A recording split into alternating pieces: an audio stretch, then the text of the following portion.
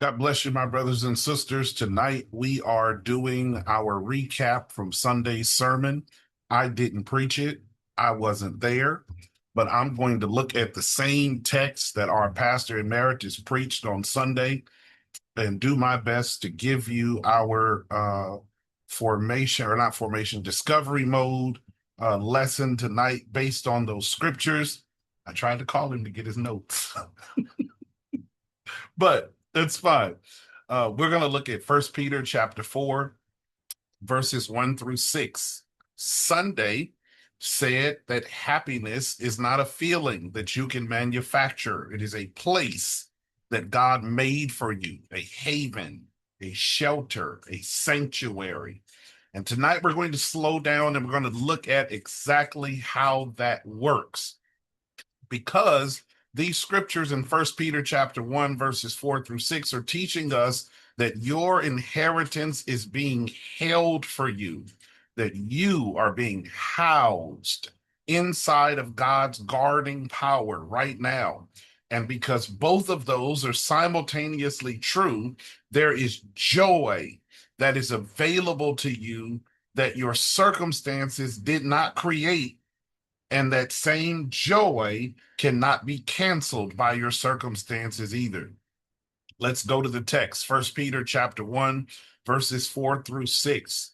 To an inheritance that is imperishable, undefiled, and unfading, kept in heaven for you, who by God's power are being guarded through faith for a salvation ready to be revealed in the last time. In this you rejoice, though now for a little while, if necessary, you have been grieved by various trials. And if you read that slowly, verse 4 is about something that is being held for you. There is an inheritance that is untouchable, that is beyond the reach of everything that normally takes in your life. Verse 5 shifts the subject. Now it is you that is being held, guarded by God's own power, right now in transit. Verse 6 drops in a surprising word. In this you rejoice, not past the grief, not after the trial, but in it. Peter sets you rejoice and you have been grieved side by side without resolving the tension. Both are true and both can stand in the same sentence. And that is the doorway that tonight's lesson walks right through. Let's go deeper. There's a word in verse 5 that's worth pausing on. This is your word study for tonight. And that word that your translation renders as being guarded. This is New Testament, so we're talking about Greek here. This Greek phrase, being guarded, is carrying far more than the English language is conveying. And here's how we know. Here's your 4-lane word study. The first lane is the word itself. The original word means to guard like a sentinel. It is to post an armed garrison at a fixed position with orders not to leave. This is not a word for casual watching or for periodic safety checks. It is the word used when a military force is stationed at a city gate, at the treasury, at some critical site. I want you to imagine you walking up to the US Mint and trying to walk in the front door. This same picture of guarding is what you should see when you see this word. The same way that the US Mint is guarded, the same way that the President of the United States is guarded, that a military installation is guarded. That is the word itself. The weight of the grammar is present tense and passive voice. Present tense means that this is not a future arrangement, and it's also not a past accomplishment. It is happening right now, continuously and without interruption. That's present tense. But it's also in the passive voice. in Greek. That means that you are the object of the action, not the subject. You are not the guard. You are what the guard is guarding. The power behind the protection, then, because it's passive, it means you're not taking the action.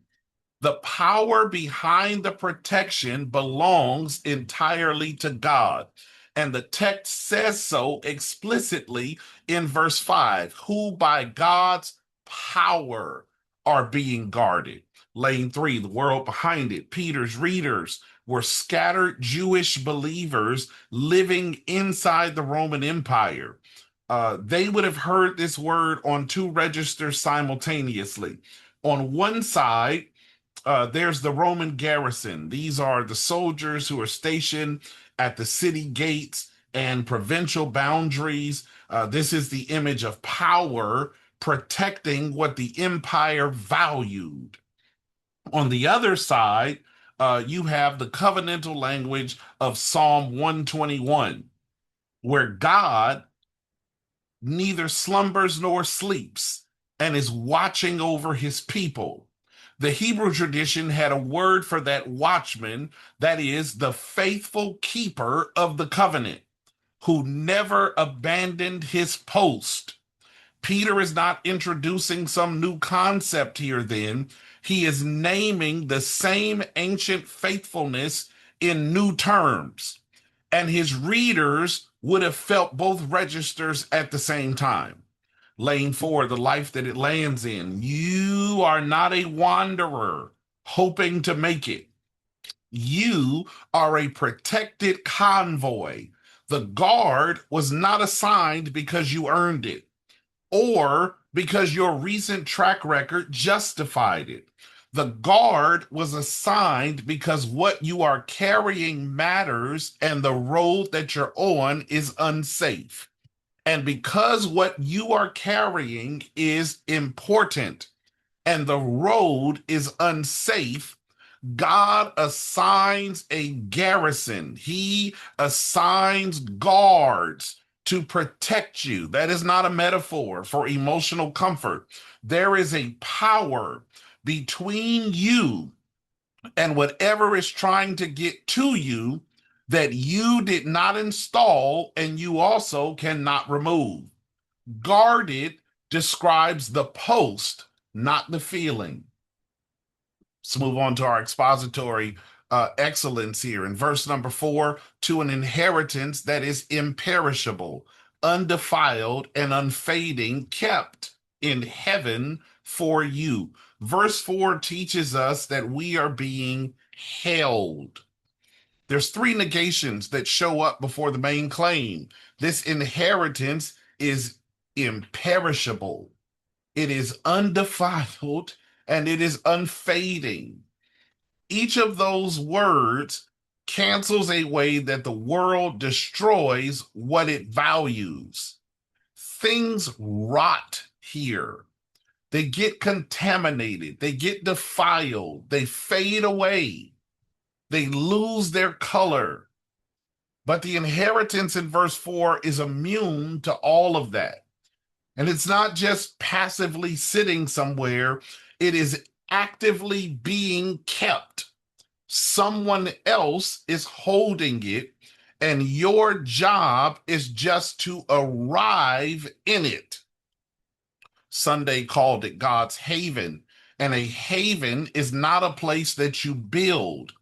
It is a place that is already there when you need it. So what is being held from you cannot be taken away from you because it is not within the reach of things that have the ability to take from you. That's the first thing that we see here in the text, is that you are being held, or your inheritance rather is being held in a haven that you did not create, but to which you have access. Second thing that we see here in the text, verse 5, who by God's power are being guarded through faith for a salvation ready to be revealed in the last time. Verse 4 told you what is being held for you. Verse 5 tells you that you are being held, the one in the trial, in the exhaustion, in the Monday morning that felt nothing like Sunday afternoon. You are being kept by God's power, present tense, continually, by a garrison that you did not request, at a haven that you did not build, by a guard that you cannot dismiss. The access point to that protection is faith, the posture of trusting what God said he would do. That is not a high bar, it's the only bar. The shelter was not built around the version of you that no longer needs it. It's built around the version of you who does. Finally, verse 6, in this you rejoice, though now for a little while, if necessary, you have been grieved by various trials. That is the hopeful part of this passage. We saw that you had something that is being held, that you are being housed, and now he gives us hope in verse 6. Peter does not say that the grief goes away. He says, in this you rejoice. The word for rejoice is not polite. It is the word used when Mary sings in Luke. It's the same word the heavenly court uses in Revelation. Peter drops it inside of a sentence that also contains grief and doesn't flinch. The joy is not located somewhere downstream of the trial. It's located in something that the trial cannot reach, an inheritance that cannot perish, and a guard that will not leave the post. In this points backward to both. The joy comes from knowing that the trial cannot touch, not from knowing that the trial is ended. Hopeful is not the same as happy. Happy is an emotional state. Hopeful is a structural one. It adds to the happiness. I'm not negating the happiness. I'm adding the structural component to that happiness that our pastor emeritus talked about on Sunday. You're not hoping that things will improve. You're standing on a foundation that does not require improvement. If it doesn't improve, I still have hope. I can still be happy. If things don't change, I still have hope. I can still be happy. Peter puts rejoicing and grieving in the same verse and never works out that tension. So before you close this screen tonight, I want you to name one thing that you've been treating as though it could be taken from you when verse 4 says it cannot. Not to fix it, but I want you to name it honestly before God and let the text say what it says about that thing. You can't fix it. It's not your problem to fix, but you also can't agonize over it, because the grieving and the rejoicing are held together in tension in the same verse. You grieve all you want to, but don't lose your hope. You can be mad, you can cry, you can throw a tantrum, but don't lose your hope, because there is an inheritance that is being held for you in the haven of God that you did not build. You are being housed in the haven of God and protected by a garrison that you did not employ and you cannot dismiss, that you didn't even have to ask for. And that guard is there whether you realize it or not. I'm reminded of the story of Elisha when his servant was concerned because they were surrounded by soldiers on every side. And the prophet said, prays and says, God, open his eyes that he might see that those that are with us are more than those who are against us. And the scales fell off of his eyes and he looked up into the hills. And the Bible says they were compassed about all around by angels. God had dispatched his garrison that was there and he didn't even know it. I hate to be the bearer of bad news for you tonight.